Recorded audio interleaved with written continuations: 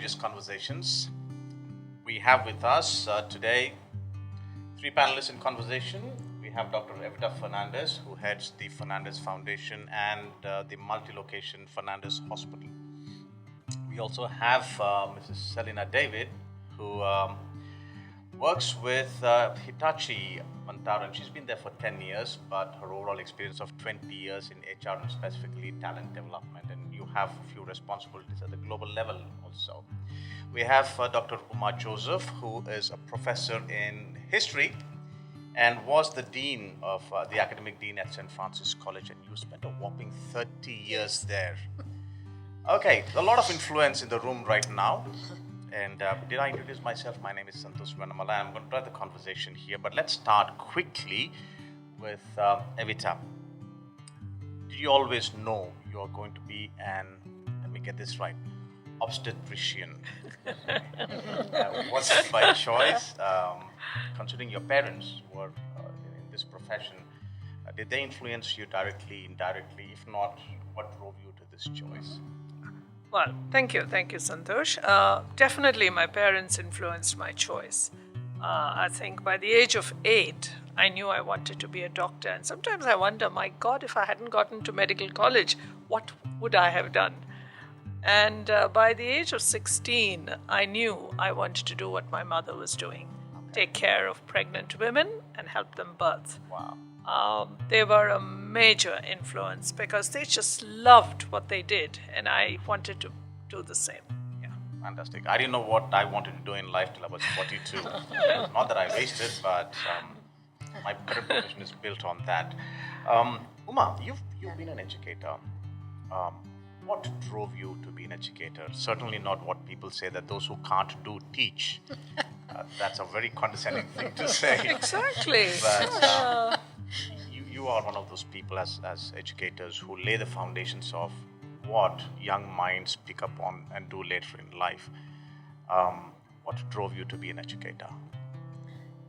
I didn't have a role model as such. Like, I felt that I did have great teachers, but I can't really say that, any of them really drove me to be a teacher. But somehow from when I was a little kid, I always wanted to be a teacher. So I think with the choice of my subjects and the courses that I took, the research line that I chose, all those things actually, went on to help me to be a better teacher. So I would really say that, from when I can really remember, I just loved teaching. So I remember when, my little kids were little, and when they were growing up, my mom would always tell them that, your mom, when we would ask her what she wants to be, she would always say, I want to be a teacher and a mother. And I'm glad I did both of them. Fantastic. Wonderful. Yeah. My favorite teachers were from school, and they were both my language teachers, my English teacher, Mrs. Indira Bhatt, and my Telugu teacher, Mr. Lokapati. They gave me more than just language. So if I were to ask you as a teacher and educator, what do you aspire to leave with these young minds who spend 2-3 years with you, apart from just the curriculum that they pick up? What was so amazing, what I realized in my profession is that everything that you do, the students are watching you. It's not about, just coming well prepared for a class and taking a class and, delivering the lecture so well. Most of the time you feel so good about, delivering a lecture well, but you don't know how much of it they have heard really. But what I've seen over the years is, the way you react, to what they say, the way you respond to them. Sometimes when I don't even smile, they say, what's wrong today? Like, why are you not smiling? The students ask. So then I began to realize that, how careful you have to be, and, how you conduct yourself, what you say, what you do. And I think that's what I've really realized this whole profession is all about, impacting their young lives, understanding them from their point of view. You're not just here, to achieve an agenda, get them to get their write their exams and get a degree. But it's much more than that. When I was, there was a quote that said, a teacher and education really prepares them for their destiny, for eternity, it said. And you never know when your influence will stop. And that's what I really understood as far as, my role as an educator is. Every area, I don't think there's any area in their life we don't really touch. At some point of time or the other, they are talking about it with us. And it's so important how we respond to them. Great. I wish someone had told my principal to smile a lot. But you're talking about preparing them for eternity. So I'm just going to step back a few years before they get to college. And while they are newborns or maybe even in utero, what is the care? Because I'm looking at your website. I was looking a little earlier and saw that you talk about enabling a life of respect and dignity. So you're starting even before they step into college and are conscious about even these words, which is not directly to them, but through the expectant mothers. What do you, as a medical care professional, beyond the week or 10 days they spend with you, look at living with the mother, which ought to, over a period of time, rub off on the children as well? Santhosh, I think we just need to go back to the life in utero. It all begins there. If I am a mother and I'm pregnant and I've got this life growing in me, a lot of what I feel towards that life is going to influence the way that baby is going to enter this world, either feeling rejected or loved. The best gift that my mother gave me was through my living years or when she was alive. She would tell me at various times, Evita, your dad and I longed for you. I was the third child. And she would say, we waited 3 years for you. I don't think any child needs to learn anything else if a parent can tell you that. And so in utero, it begins. And if that baby comes into the world with that sense of being wanted and loved, I think as the child grows and hopefully is in a loving relationship at home, matures into an emotionally secure individual. And I'm almost convinced it'll be very rare to see this child become a terrorist. That's so true. Quickly, talking about rejection, especially if we were to focus on the girl child, sometimes in our culture looked as what was in the recent news, parayada, right? So she's a burden. It's going to be difficult. Have you seen families react like that to a newborn girl child, especially the father? And do you think that is the beginning of the rejection that will eventually have an impact, a very negative impact on their personality? And I'm asking you this more specifically because I know your hospital has seen 4 generations, right? So the grandmother, the mother, the child would probably come back pregnant in a couple of years. So that's the expense. So have you seen this percolate down, where, especially the gender bias towards the female child? Yes. If anything infuriates me, it's this, Santhosh. When a baby girl is born and the mother, doesn't want to hold the baby because she's longing for a boy. Or she's, her husband doesn't visit her at all because he blames her for not having a son. And that is despite your efforts to educate that. Absolutely. And, and over the years, I would say, okay, give me that daughter. I will adopt her and bring her up. And then they say, no, no, no, no, no. I'm convinced, Santhosh, no woman rejects her baby. I'm absolutely convinced about it, no matter what shape, form, color, size. I've seen mothers bring in babies, absolutely great disability. And they would say, Doctor, just look at my child. Isn't he beautiful? And to me, this is just a reinforcement of something so natural. So if a baby girl is rejected, it's really the cultural aspect, the dowry, the enormous responsibilities and all that. And I've always been trying to fight against it. Our whole organization, 85% are women. Correct.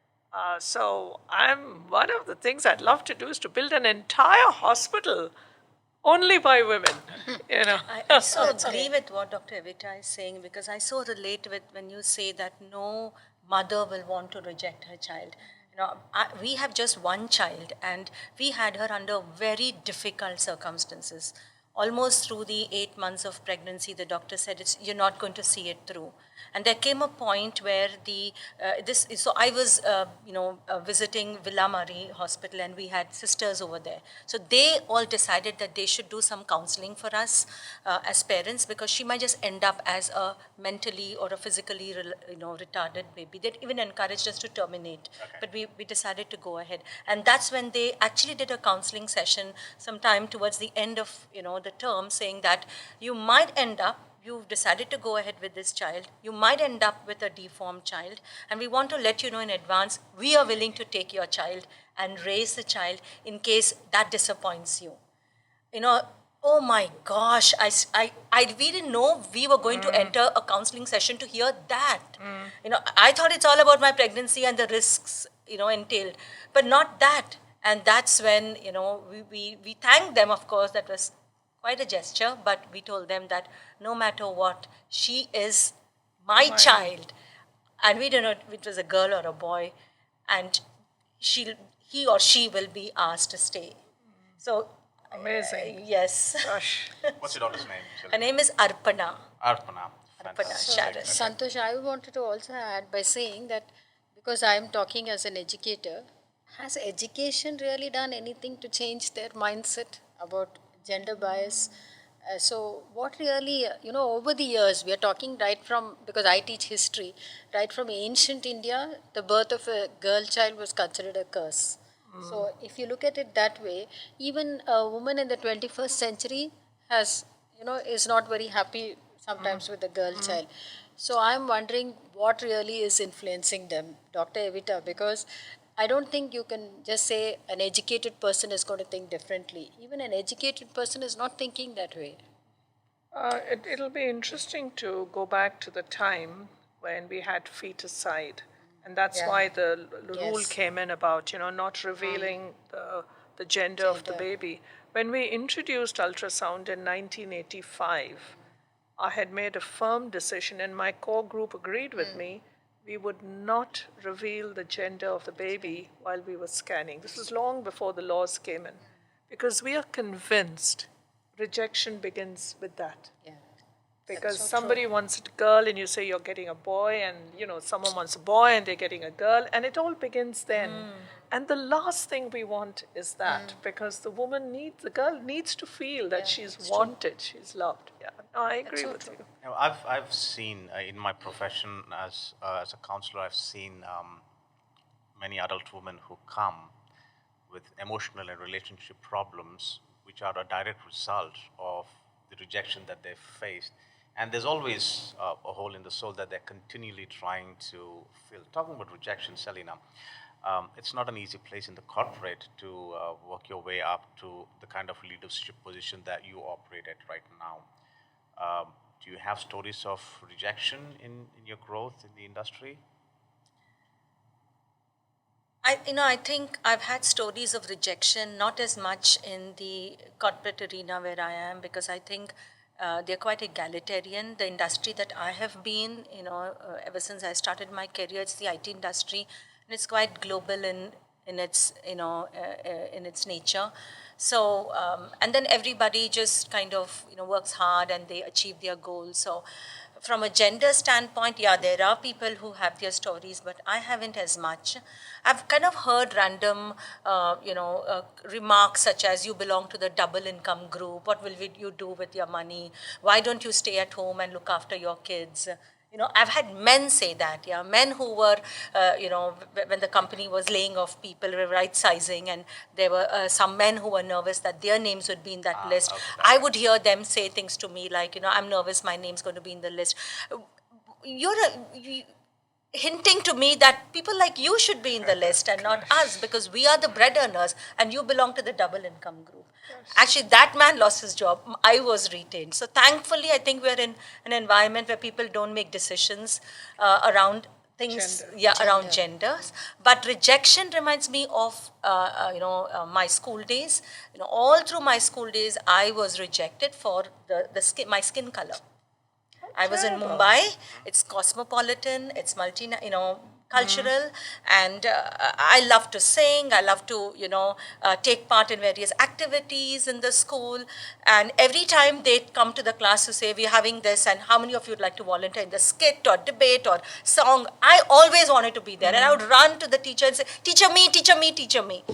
And the teacher would say, okay, take her name, put her in the standby. And all through, all through.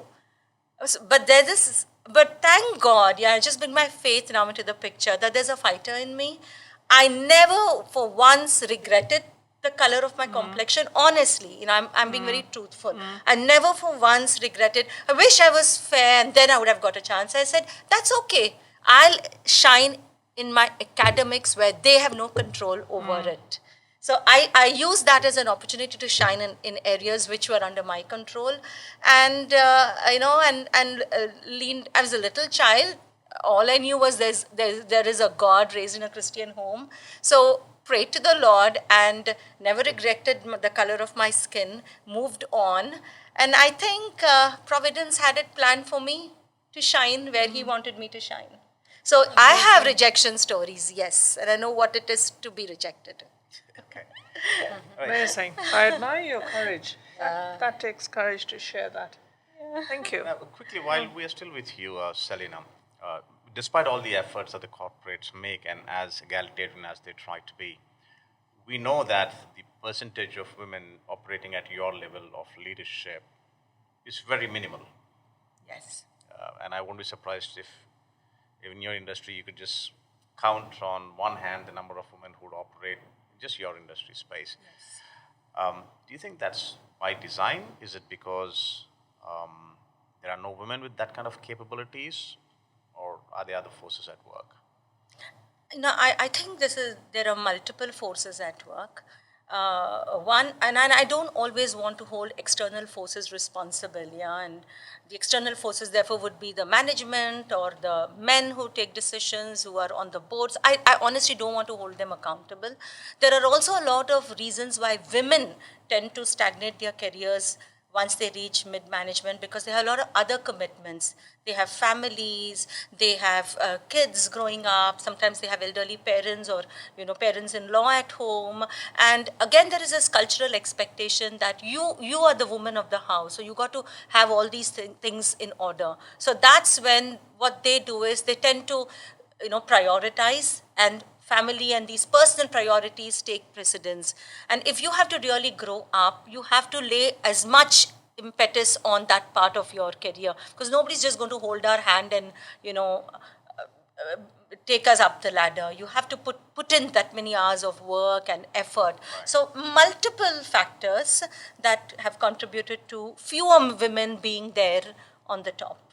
Yeah. Talking about women being in careers of their choice, Uma, over the last 30 years, what's the kind of shift that you've seen in these young women who study in your institution?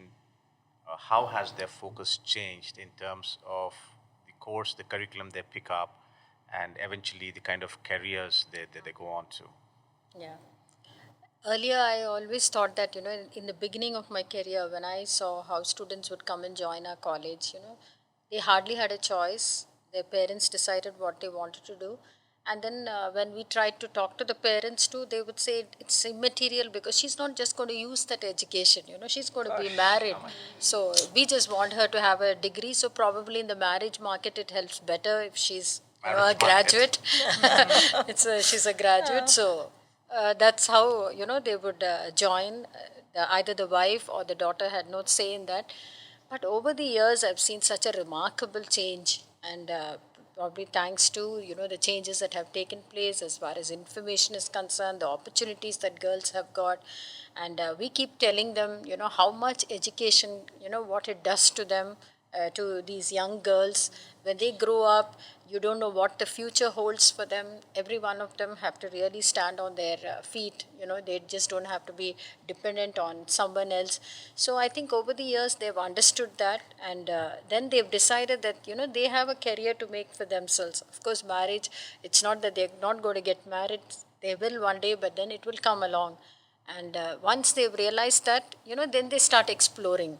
Today, you ask them and they know much more than we know, the kind of opportunities that they want, what they can do.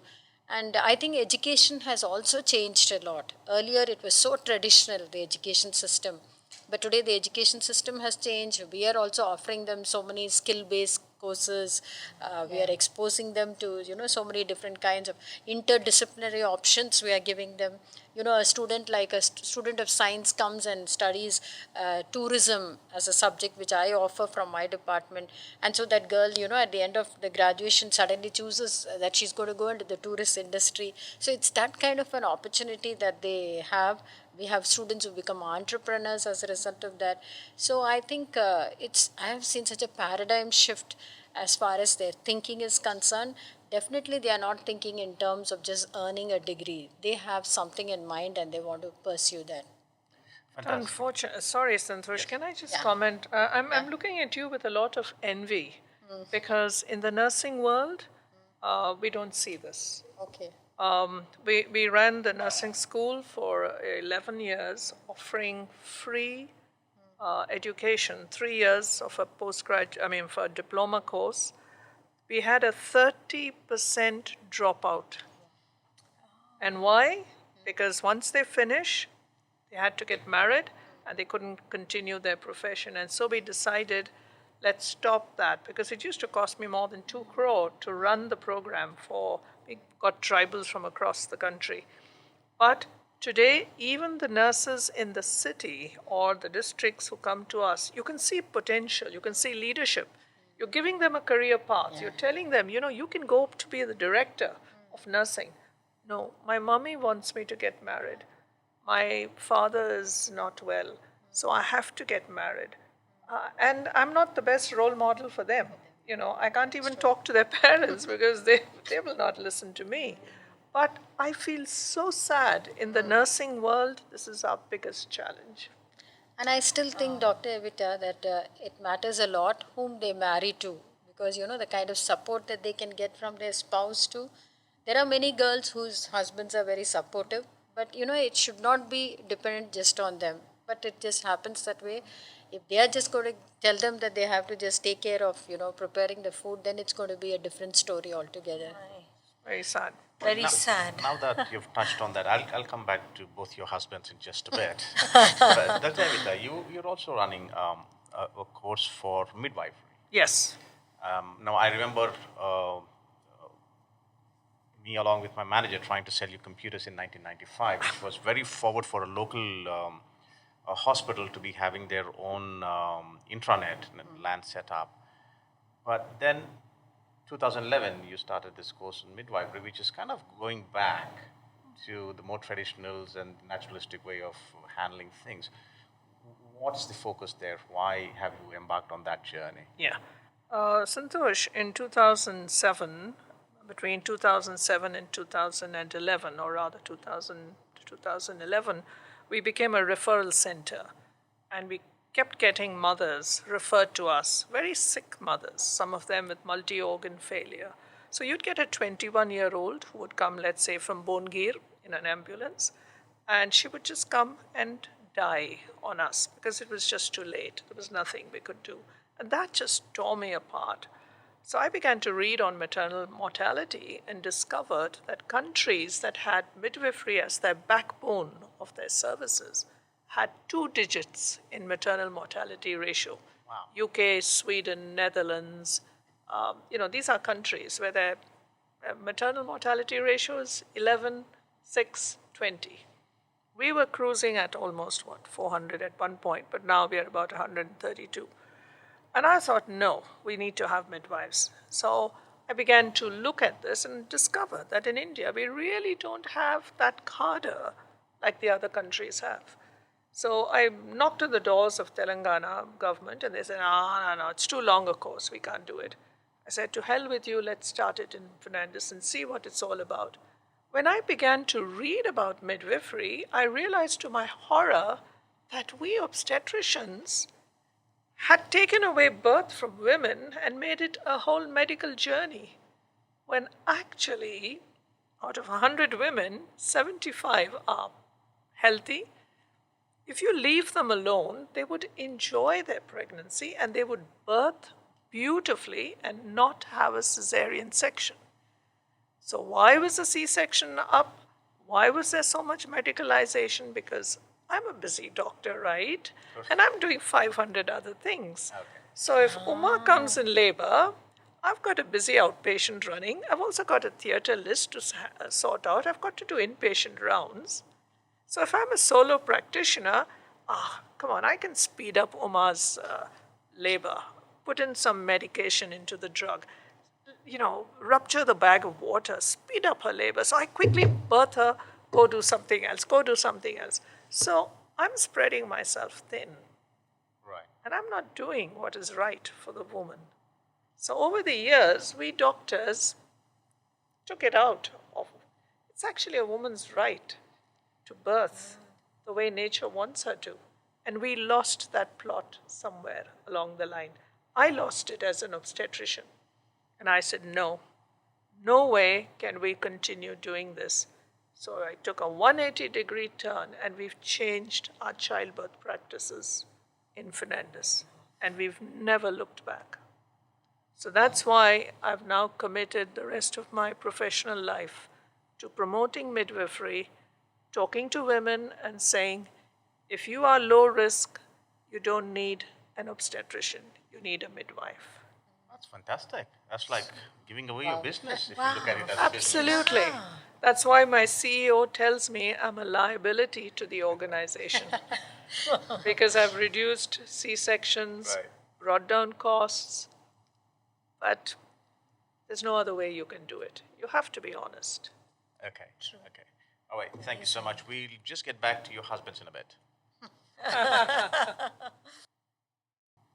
Talking about career choices and the support that our families get, I know it might have sounded like a threat when I said I'm going to get back to you about your husbands, but in a very positive light, considering that our family is our source of support, and considering that your spouses, both your husbands, have their own day jobs. Yes.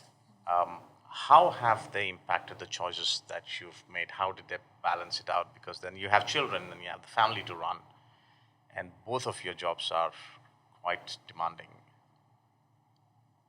So it's Selina or it's me?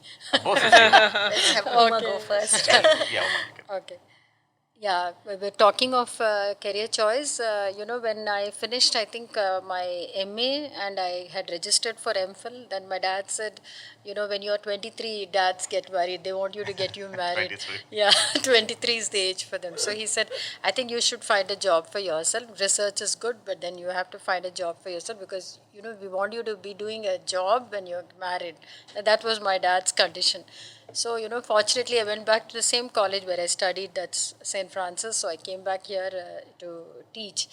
And then, of course, while I was doing my MPhil, I got married. And then, somehow I finished MPhil, but then the two kids were born. And I was, quite content. I was trying to tell myself, it's okay, like I'm doing a good job. I'm a mother and I'm taking care of my kids and so on. But somewhere at the back of my head, it was always there. I had registered for my PhD, but I had just pushed it, as the back, and I was not pursuing that. I was with my career, with the kids and so on. That's one day, I would joke about it, talk to everyone about it, but it was there. But then one evening, my husband just told me, I think you just sit down and I want to say something to you. And he said, what happened to your PhD? He said. And then he said, I will take care of everything else, but you have to finish your PhD because I know what a passion you have for research. And it was not just some dialogue that he made. It involves a lot of sacrifice for everyone. The kids were quite young. But, they were such a great support because I too worked very hard. There were times because they were very little, so we would wait till they went to bed and then I would start my work. Sometimes it would be through the night I would work. But I always knew that there was such a family to support me. Dr. Evita, I must tell you this, where my mom would tell my kids, your mommy will be called a doctor when she finishes PhD. So the older one would say, she will give us injections.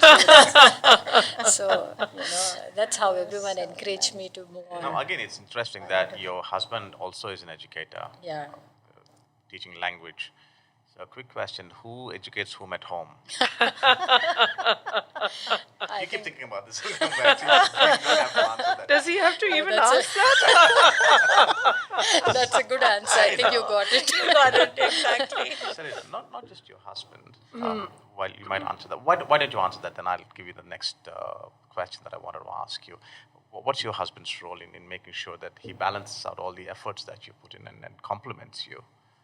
Sure. So, even I got married when I was doing my MPhil, and I was already, and then I submitted my thesis days before I delivered my baby. And in fact, I put the thesis on the table and went into the labor room that day itself. Wow. And then after that, the baby was critical, so we had to attend to her, and I had to quit working and be with her.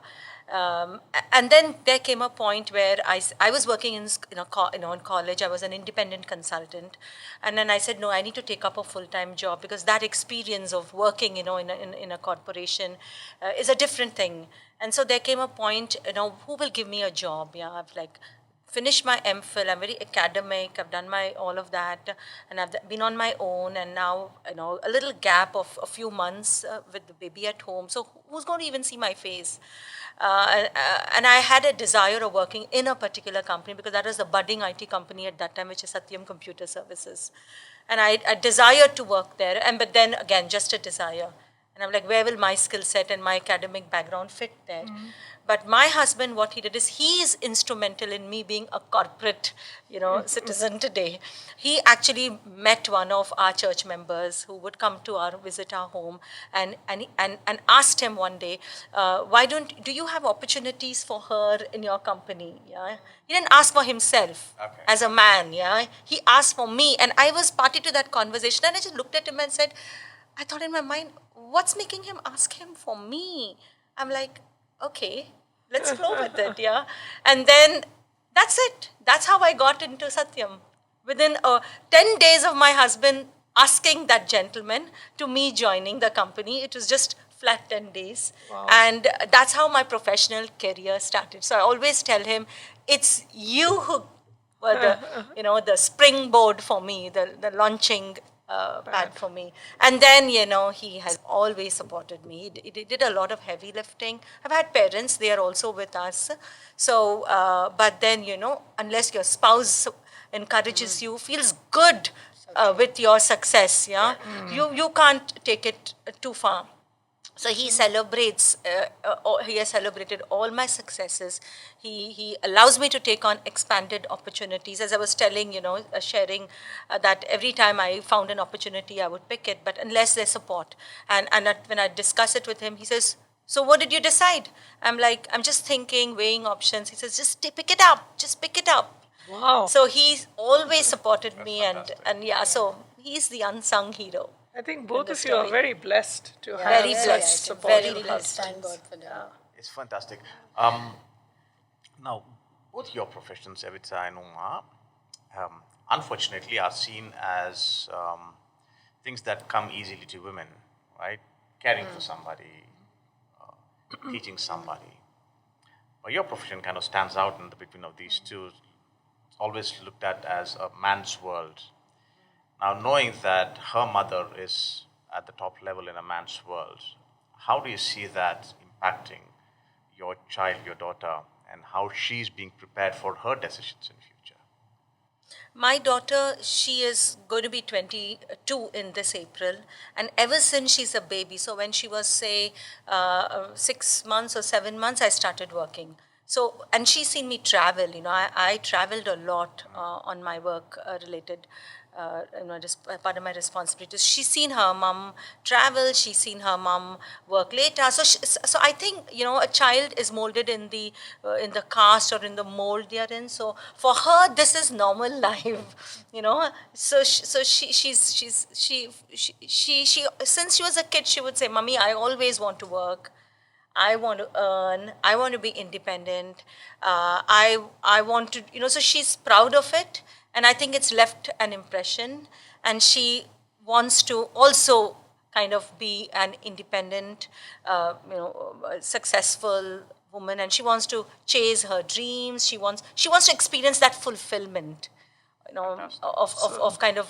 So you're a good being, role model for her. Yeah. Excellent. We have those conversations, and she says that to me, that Mommy, I want to achieve my dream. Fantastic. Yeah. We'll quickly move on to two more topics that I have. One is this entire idea of excellence. Unless there's excellent service, four generations of a family would not come back to the same hospital to deliver baby after baby. So you probably have great grandmother, mother, and Yes. a child now who will come back in a decade with the next generation.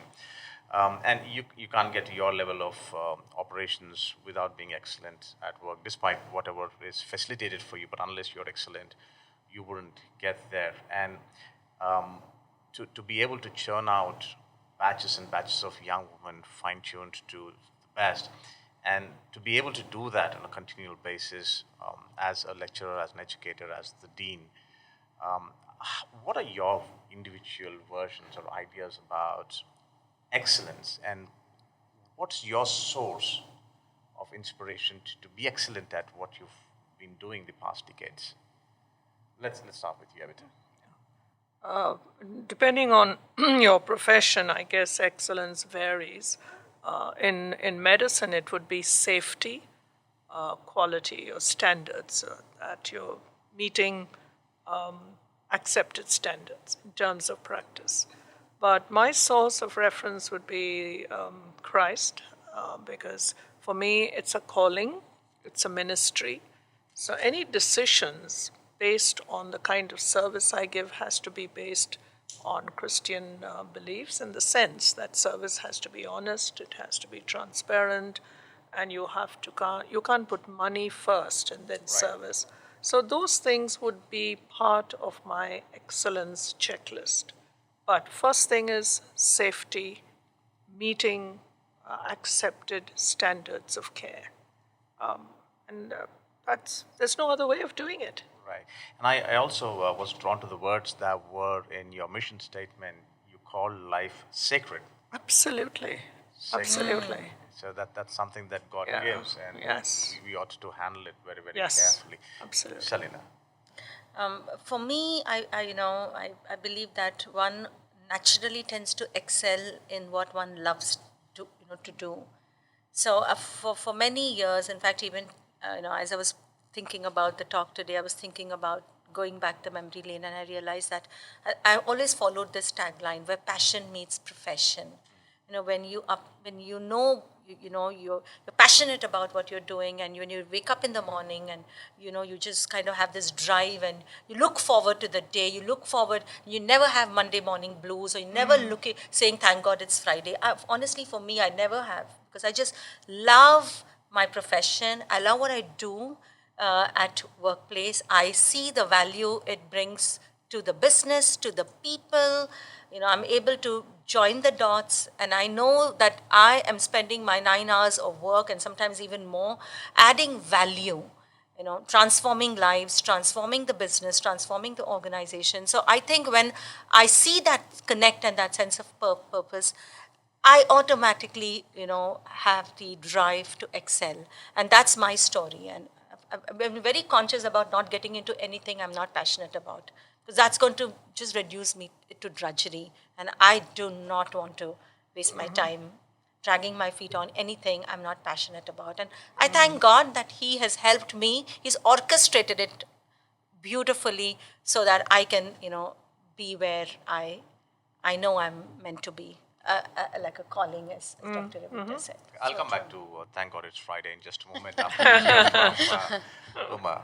Yeah. Yeah, the excellence that you drive for, not just at your work, because you have to pass it on to your students. Like I totally agree even with what Dr. Evita was saying. I think that source is also so important, that the wisdom that God gives you. And I think for me, when I said I had no role model, I think Jesus is a great role model as a teacher. And look at the way he taught, he sometimes used parables, sometimes he used so many things to, prove up, to show and drive a point home. I think that's one thing that I learned when you're talking about spirit of excellence, that, you just have to keep, changing your method of teaching, making it as good as possible, making it as interesting as possible for the students. And so for me, when you talk of spirit of excellence, there are two things that I have. As a teacher, we need to keep updating ourselves in our subject. So God really helped me to continue in the area of research. That's one thing I really loved my subject. So I just went on, and it just didn't even stop with me with PhD. I thought PhD was the ultimate for me, and then I had there were other responsibilities that I kept getting in college. So I thought, okay, that was fine. I was doing very well. I was getting a very good salary because it was a UGC scale. So I thought I was quite like I had reached.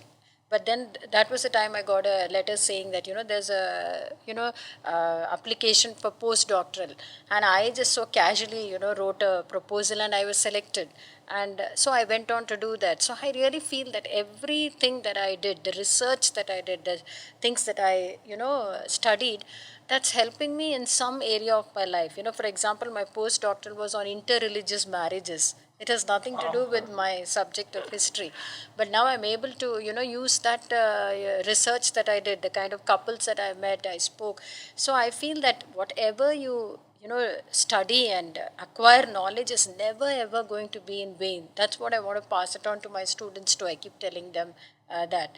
And the second thing is hard work. I sometimes feel I hardly have time when I look at all my colleagues around me, when they have a free hour, they have good fun, and they say, what are you so busy about? Because, I get a call, principal says, come down, there's something, but I just love doing that because I have, that each of the things that I've done has been an experience for me. So I really believe that, trying to be excellent and hard work are the only two things that really bring you success in your career. Great, thank you. Coming back to that, thank God it's Fridays. People usually say that, not usually, every single time they say that, it's referring to a break they get from their work drudgery. But for you, Dr. Evita, I've seen them over the past 2 decades. It sounds like, thank God it's Friday, it's the weekend, now we can jump straight into what we do at church. So both of them with their husbands do something or the other. And what drives you to invest this weekend, which is supposed to be a time off, into church, into taking responsibilities and then driving Sunday school, VBS, and driving the cell groups, and along with your husband, because you have a family time. This is supposed to be your day off, but then that little weekend that you get, you put it right back into investing. What are you hoping will be a harvest at the end of that, and what drives you to invest that along with your families? I was just thinking of that when you were asking me that question, where your treasure is, there your heart is, it says God's word. I think the treasure is, our greatest treasure is our Lord Jesus, and, where He is. And I think He is the soul of every ministry that you do. So I think that is what ultimately drives us to do that. We just love doing the ministry, doing something for the Lord. Right. But having said that, I want to say that, one thing that God taught us is that you just don't do everything that you love to do. That's one thing that both of us learned, even in ministry. Like, there are some things that look so good, some things that you love to do, but you always wait on God and ask Him, God, is this what you want me to do? I think that's one powerful lesson that he taught us, because even when our senior pastor called us and said that, we want you to take up this ministry and we want you to be in the leadership team, we just asked them for time, and we said we want to go back and ask our Maker whether this is what He wants us to do. Right. So we asked for time, and then I think once He gave us very clearly, He spoke to us and gave us the green signal. When He allows it, He also helps us. He's given us the strength. We've learned to make time, balance our work, our family, our kids. There's never, I think, a parent-teacher meeting I've missed. I've managed to go to every one of those meetings, their programs. So children have no regrets. It's not that we've neglected them and done something like that. But it's sometimes I feel it's a miracle, but God has made a way. Fantastic. And we've really enjoyed serving the Lord. Selina. For Ajay and me, we started serving the Lord as soon as we started, we got married. I still remember we were married in the Jan of 97, and Pastor Stubbs, after a month of our marriage, he came to us and he said, "So when are you starting your Kessel?" Because we were trained when we were engaged. Pastor trained us when we were engaged with the intention that we will start Kessel as soon as we get married, and we don't lose time in being trained as a couple then. Wow. So he just gave us this 1 month for us to, the honeymoon phase, and then he walked up to us sometime in Feb or something, and he says, "So when is the Kessel starting?" Yes. And boom, March 1st, the first week of March, we started the Kessel ministry. And so I didn't have my career at that time, So all this career and everything came in later. The child came in later, the career came in later, everything came in later. When we started off with this commitment that we will serve the Lord together.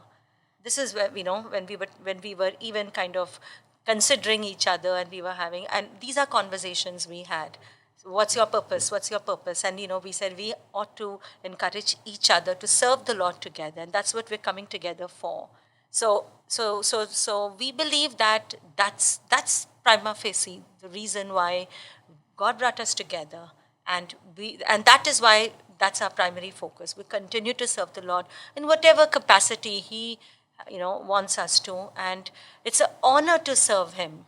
We're not doing the Lord a favor. It's an honor to be chosen of Him. It's an honor to do whatever it can be. We're really not looking for, I want to do that. No wants around it.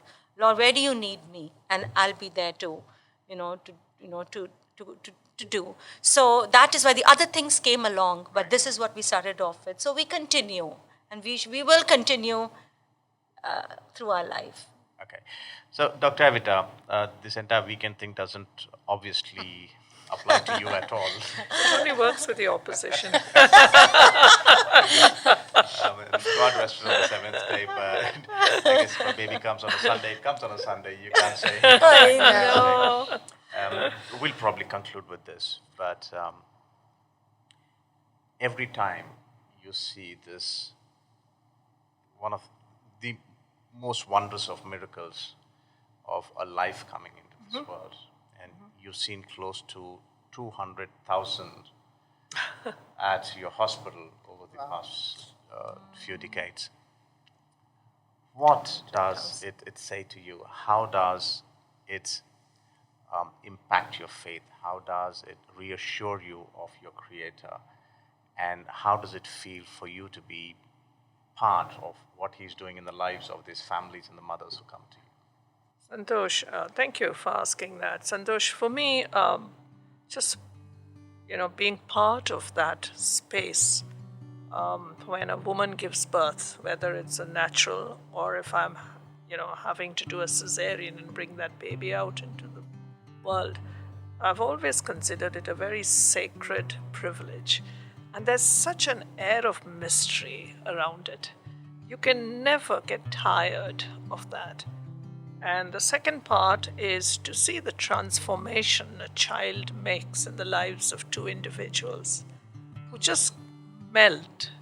Their emotions change. They do a whole 180-degree turn in the way they live their lives after that. And that's still another endorsement that love is the strongest force.